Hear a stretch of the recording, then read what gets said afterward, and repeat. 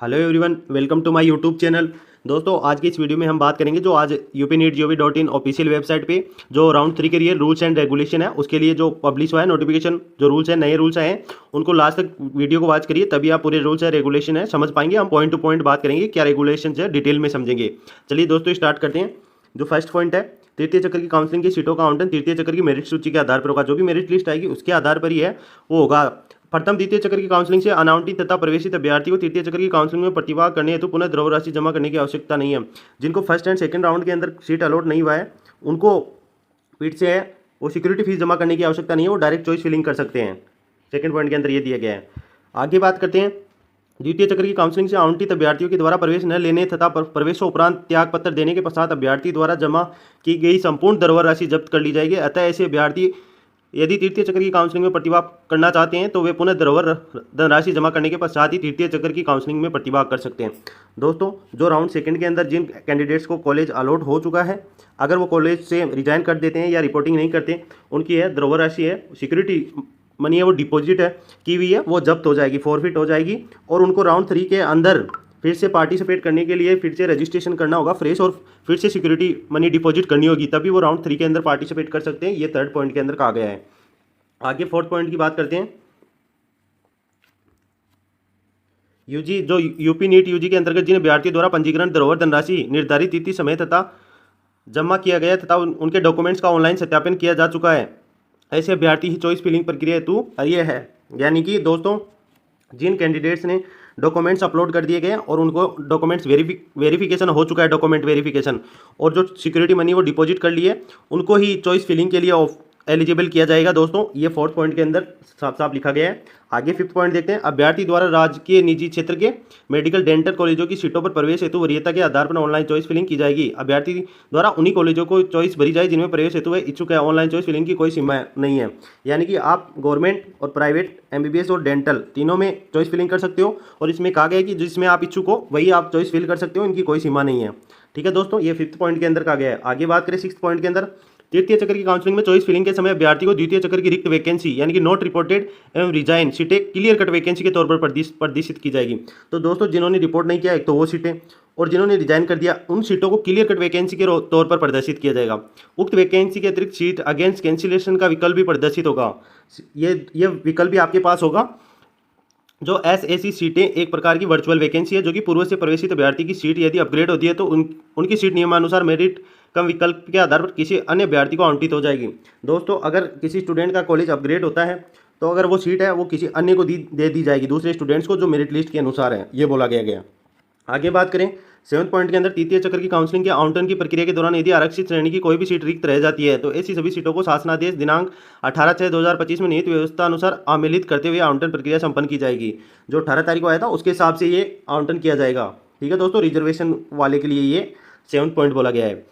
आठवां पॉइंट पे बात करते हैं। अभ्यर्थी द्वारा चॉइस फिलिंग के उपरांत चॉइस लॉक करना अनिवार्य है। चॉइस लॉक न करने की स्थिति में अभ्यर्थी को सीट आवंटन की प्रक्रिया में सम्मिलित नहीं किया जाएगा, जिसका संपूर्ण उत्तरदायित्व स्वयं अभ्यर्थी को होगा। दोस्तों, अगर आप चॉइस फिलिंग कर रहे हो तो आप फर्स्ट एंड सेकंड राउंड में पार्टिसिपेट किया तो आपको पता ही होगा, वरना आप थर्ड राउंड में फर्स्ट टाइम कर रहे हो तो चॉइस लॉक करना ना भूले। चॉइस लॉक करना अनिवार्य है, तभी आपको काउंसलिंग के अंदर सीट अलॉटमेंट होगा। नाइन्थ पॉइंट पे बात करते हैं दोस्तों। अभ्यर्थी द्वारा चॉइस लॉक करने के पश्चात उसमें किसी भी प्रकार का बदलाव परिवर्तन नहीं किया जा सकता और न ही इस संबंध में महानिदेशालय में प्राप्त किसी भी प्रार्थना पत्र पर कोई विचार होगा। दोस्तों, अभ्यर्थी है ना, खुद चॉइस लॉक कर देता है, उसके बाद में कोई चेंज नहीं होगा। दोस्तों, अगर एक बार आपने चॉइस लॉक कर दिया तो उसके बाद में आप चॉइस को चेंज नहीं कर सकते। ये नाइन्थ पॉइंट के अंदर बोला गया है। टेंथ पॉइंट है। अभ्यर्थी द्वारा पुनरावंटन हेतु दिए गए विकल्प के अनुसार यदि कोई अन्य सीट आवंटित हो जाती है तो पूर्व में आवंटित सीट स्वतः रिक्त होकर किसी अन्य अभ्यर्थी को आवंटित हो जाएगी। पुनरावंटन न होने की दशा में अभ्यर्थी द्वारा पूर्व प्रवेशी सीट यथावत बनी रहेगी। 10 नंबर के पॉइंट है, उसमें ये बोलना चाह रहे हैं कि अगर राउंड सेकंड थर्ड के अंदर आपको सीट आवंटित हो जाती है तो राउंड सेकंड वाला सीट है वो किसी और को दे दिया जाएगा। अगर राउंड थर्ड के अंदर आपको सीट आवंटित न होती है तो आपकी राउंड सेकंड वाला सीट ऐसा का ऐसा बना रहेगा। ये 10th नंबर पॉइंट के अंदर बोला गया है। आगे बात करते हैं 11 नंबर पॉइंट। अभ्यर्थी द्वारा यह अवश्य सुनिश्चित किया जाए कि पुनरावंटन हेतु पूर्व से प्रवेशित सीट का विकल्प छोड़कर अन्य विकल्प चॉइस भरी जाए। अन्यथा की स्थिति में यदि पूर्व प्रवेशित, दोस्तों 11 नंबर पॉइंट है, उसमें यह बोला गया है अगर आप राउंड 3 के अंदर चॉइस फिलिंग करने जा रहे हो तो उस चॉइस फिलिंग है जो राउंड सेकंड के अंदर आपको सीट अलॉट हो चुका है उसको छोड़कर अन्य जिसमें आप एडमिशन लेना चाहते हो, जो चॉइस फिल करना चाहते हो, वही कॉलेजेस भरे, वरना अगर सेम आपने जो राउंड सेकंड वाला कॉलेज भर दिया और आपको वही मिल गया तो आपको पुनः सारी प्रक्रिया फिर से करनी पड़ेगी नोडल सेंटर पर, जो राउंड सेकंड के अंदर जैसे की थी। ठीक है दोस्तों, सेम कॉलेज को नहीं बढ़ना इसके अंदर, ये है मेन पॉइंट। 12 नंबर है, राजकीय तथा निजी क्षेत्र के मेडिकल कॉलेज डेंटल कॉलेज तो तृतीय चक्र की काउंसलिंग द्वारा आवंटित सीट पर अभ्यर्थी को प्रवेश करना अनिवार्य होगा, अन्यथा इसकी स्थिति में जमा की गई संपूर्ण धरोहर राशि जब्त कर ली जाएगी। दोस्तों अगर आपको राउंड 3 के अंदर MBBS डेंटल और जो प्राइवेट है उनके अंदर आपको एडमिशन अलॉट होती है, सीट अलॉट होती है राउंड 3 के अंदर, तो आपको एडमिशन कंप्लीट करना होगा, सारी प्रोसेस आपको एडमिशन लेना अनिवार्य है, नहीं तो आपकी सिक्योरिटी है वो फॉरफिट हो जाएगी। ये 12 नंबर पॉइंट के अंदर बोला गया है। 13 नंबर पॉइंट है, राजकीय क्षेत्र के मेडिकल डेंटल कॉलेज हेतु प्रथम द्वितीय चक्र की काउंसलिंग से प्रवेशित अभ्यर्थी यदि तृतीय चक्र की काउंसलिंग में पुनरावंटन के पश्चात प्रवेश नहीं लेता है तो अभ्यर्थी द्वारा जमा की गई संपूर्ण धरोहर राशि तथा तत्समय जमा किया गया समस्त शुल्क जब्त कर लिया जाएगा। जिन कैंडिडेट्स ने भी राउंड सेकंड के अंदर है और राउंड 3 के अंदर कॉलेज अलॉट हो जाता है, अगर वो नहीं लेते तो फर्स्ट पॉइंट तो सिक्योरिटी फीस आपकी फॉरफिट हो जाएगी, और जिन लोगों ने जो है फीस जमा किया गया है तत्समय यानी कि उसी समय उसकी जो समस्त शुल्क जो है पूरी फीस है वो जब्त कर ली जाएगी, आपको जो फीस है वो रिफंड नहीं होगी। ये 13 पॉइंट के अंदर बोला गया है। आगे बात करते हैं 14 पॉइंट, निजी क्षेत्र के मेडिकल डेंटल कॉलेज हेतु प्रथम द्वितीय चक्र की काउंसलिंग से प्रवेश।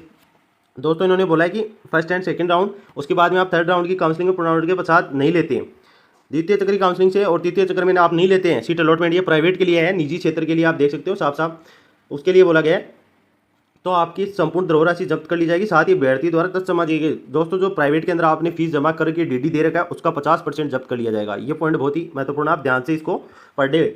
ठीक है दोस्तों, 15 नंबर पॉइंट पे बात करते हैं। 15 नंबर, तृतीय चक्र की काउंसलिंग के आवंटन के पश्चात राजकीय क्षेत्र के कॉलेजों में आवंटन प्राप्त अभ्यर्थियों को संबंधित डेंटल कॉलेज विश्वविद्यालय तथा निजी क्षेत्र के कॉलेजों में आवंटन प्राप्त अभ्यर्थी को संबंधित नोडल सेंटर पर उपस्थित होकर अपनी कि थर्ड राउंड के अंदर अगर आपको कोई सीट अलॉट होता है तो राउंड 3 के अंदर जो भी नोडल सेंटर आएगा अलॉटमेंट लेटर उस पर जाके आपको पूरी प्रोसेस करना होगी। ठीक है दोस्तों, 16 नंबर पॉइंट पे ये लिखा गया है कि जो आपकी DD है, डिमांड ड्राफ्ट है, वो director general medical education and training UP payable Lucknow इस नाम से बनाना है, इंग्लिश के अंदर ये और हिंदी के अंदर है वो दिया हुआ है। बैंक ड्राफ्ट जो महानिदेशक चिकित्सा शिक्षा एवं प्रशिक्षण उपप्रमुख ये लिखा हुआ है, आप पढ़ सकते हो, पूरा इसी नाम पे आपकी DD है वो बनेगी। ठीक है दोस्तों, आगे बात करते हैं और ये वेबसाइट के लिंक दिए हुए। आवंटन प्राप्त 17 नंबर के पॉइंट में, आवंटन प्राप्त अभ्यर्थी को मेडिकल डेंटल नोडल सेंटर पर गठित मेडिकल बोर्ड से मेडिकल परीक्षण करवाना, जो भी आपका मेडिकल होगा वो अनिवार्य है, नोडल सेंटर पर आपका मेडिकल अनिवार्य होना चाहिए, वरना आपको दिक्कत हो सकती है आगे।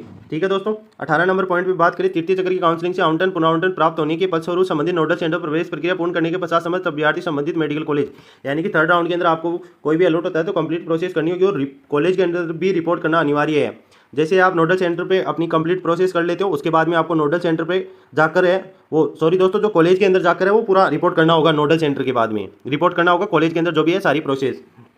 आगे बात करते हैं जो भी है 19 नंबर पॉइंट, नीट UG 2025 हेतु नीति निर्धारण विषय निर्गत शासनादेश, ये 18 तारीख का जो ब्रोशर आया था उसके अंदर है, समस्त चक्रों की काउंसलिंग प्रक्रिया संपन्न कराई जाएगी। अतएव काउंसलिंग प्रक्रिया में प्रतिभा करने से पूर्व शासन जो भी ब्रोशर आया था 18 तारीख को आप देख सकते हो, 18 जून को जो UP के अंदर ब्रोशर आया था, UP की ऑफिशियल वेबसाइट पे आप जाके इसको चेक कर सकते हो, उसके अंतर्गत सारी जो है प्रक्रिया पूरी करवाई जाएगी। इसके अंदर ये बोला गया है नीट UG 2025 काउंसलिंग संबंधी समस्त सूचनाओं के लिए विभागीय वेबसाइट, यानी कि अगर आपको कोई भी सूचना चाहिए तो ये वेबसाइट आप जानते ही होंगे दोनों, इन वेबसाइट पे जाके विजिट करिए, जो भी है सारा आपको डिटेल्स मिल जाएगी। ये है जो पूरा राउंड 3 के लिए रूल्स एंड रेगुलेशन के लिए जो नोटिफिकेशन PDF है वो अपलोड हुआ था UP की ऑफिशियल वेबसाइट पे और मैंने टेलीग्राम चैनल पे अपलोड कर दिया है, डिस्क्रिप्शन बॉक्स में लिंक डाल रखा है, वहाँ से जाके इसको डाउनलोड कर सकते हो।